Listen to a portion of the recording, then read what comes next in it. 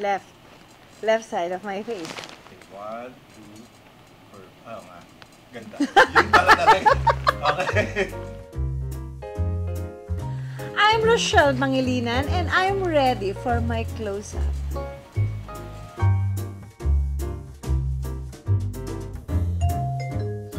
Proud ako sa ginagawa ko kapag ako yung gumagawa ng mga assignment ni Shiloh. And bukod sa household chores sa bahay, ako yung super hands-on mom na every morning talagang gumigit kasi pang umaga si Shiloh. So every morning, preparation sa school, and lahat ng assignments ginagawa namin ng sabay.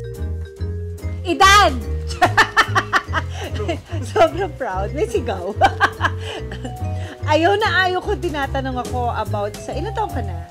Nung kinasal ako, nagbago ng ano bang ikot to? 360? Ganun siya kaikot. And ibang klaseng responsibility yung binigay sa akin ni God.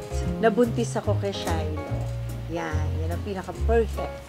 Right timing in His perfect timing. Akang, huwag ka matakot mag-decide kung tama o mali ang gagawin mo. Kasi, ang galing mo. Kasi kung di ka nagkamali, hindi ka magkakaroon ng Shiloh, hindi ka magkakaroon ng art.